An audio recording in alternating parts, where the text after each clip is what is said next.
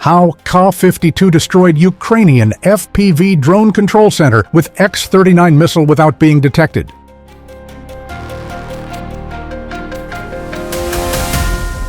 A single precise strike shattered one of Ukraine's critical FPV drone control centers. The missile, a Russian X-39. The launch platform, a Ka-52 Alligator attack helicopter. No warning, no detection, just a target wiped off the map in seconds. How did this helicopter get that close without being seen? How did Russia identify such a hidden and high-value position? And what does this mean for Ukraine's drone warfare moving forward? Let's break it down, militarily, strategically, and technologically. The Ka-52 Alligator isn't just another attack helicopter. It's a frontline executioner, crafted from Russia's combat doctrine focused on speed, firepower, and all-weather adaptability. Powered by twin Klimov TV3117 VMA engines, it can hit speeds over 180 miles per hour and carry nearly 2,000 kilograms of weaponry. In the Ukraine conflict, the Ka-52 plays a pivotal role. It conducts deep strikes, eliminates mobile air defense threats, and provides rapid air support for advancing ground forces. Its advanced avionics allow real-time communication with UAVs, ground units, and satellite systems, making it a flying command and assault hub.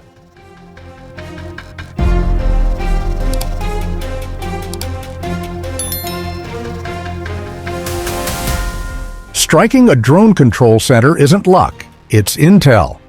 Russia's electronic warfare units constantly monitor Ukrainian digital communications. FPV control centers, even if hidden, emit electronic signals.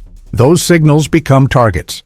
Surveillance drones like the Orion and Orlan 10 support this effort. They silently patrol the sky, not just capturing imagery, but collecting electromagnetic data. Unusual patterns, clusters of vehicles, or tactical antennas are flagged for deeper analysis. In some cases, target info might even come from intercepted drone footage or captured battlefield communications. The fog of war often hides not just movements. The Ka-52 doesn't just appear out of nowhere, it moves with precision. Flying at low altitudes, it hugs terrain features to stay below radar coverage. It's protected by the Vitebsk 25 defense system, which automatically jams enemy radar and launches decoy flares if a missile lock is detected. The attack is usually executed from a distance, using the X-39 or LMUR air-to-ground missile. These high-precision weapons can strike from up to 15 kilometers away. With electro-optical guidance and real-time data links, pilots can adjust the missile mid-flight to hit a moving or repositioned target. This isn't a random hit. It's calculated, controlled, executed with surgical accuracy.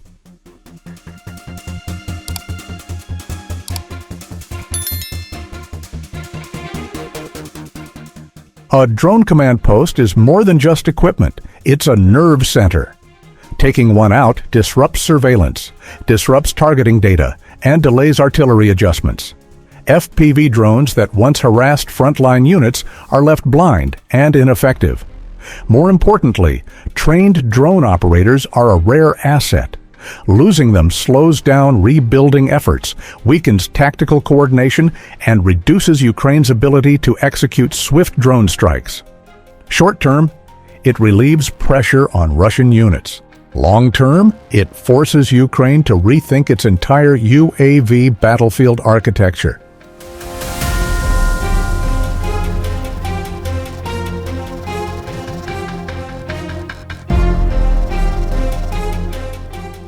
In response, Ukraine is decentralizing its drone operations. Instead of large stationary hubs, they're moving to smaller mobile units that are harder to detect and strike.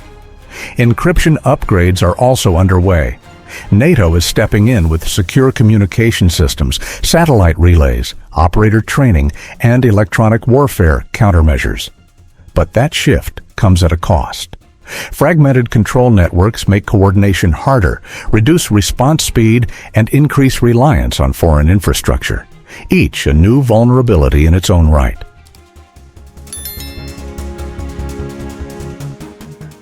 Many compare the Ka-52 to America's AH-64 Apache. While the Apache boasts superior radar and night fighting capabilities, the Ka-52's coaxial rotor design offers unique agility, allowing tighter maneuvers in confined urban and forested areas. Its loadout is versatile: anti-tank Vickers missiles, unguided rockets, and automatic cannon pods. That flexibility gives the Ka-52 an edge in fast-changing battle zones, especially in frontline support and anti-drone operations.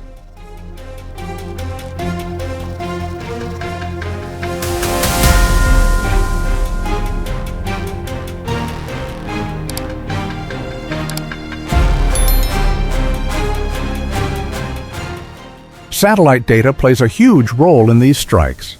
Russian satellites, optical and thermal, monitor Ukrainian positions from orbit. Artificial intelligence helps process and analyze this data, detecting movement patterns and predicting enemy operations.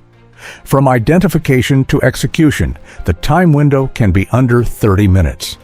That kind of reaction speed requires full integration between satellites, drones, strike aircraft, and command centers, something Russia is increasingly demonstrating.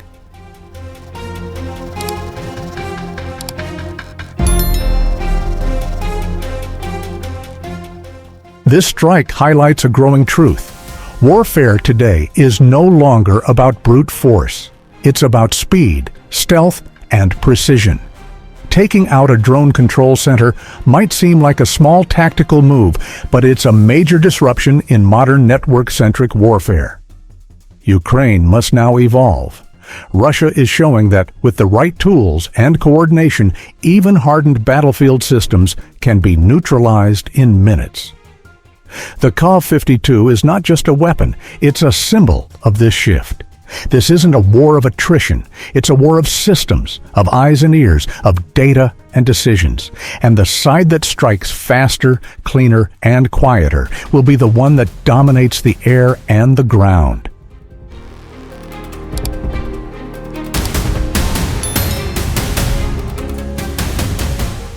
One helicopter, one missile, one mission. In today's battlefield, that's all it takes. The Ka-52's silent attack on Ukraine's drone control center is just one example of how modern combat is evolving from brute engagement to surgical dominance.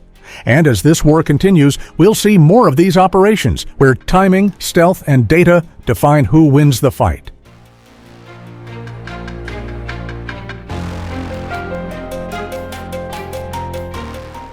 This content is created solely for educational and informational purposes.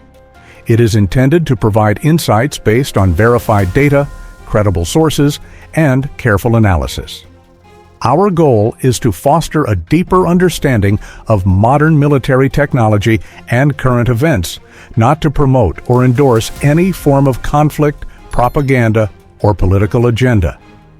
We strictly oppose the spread of misinformation and hoaxes.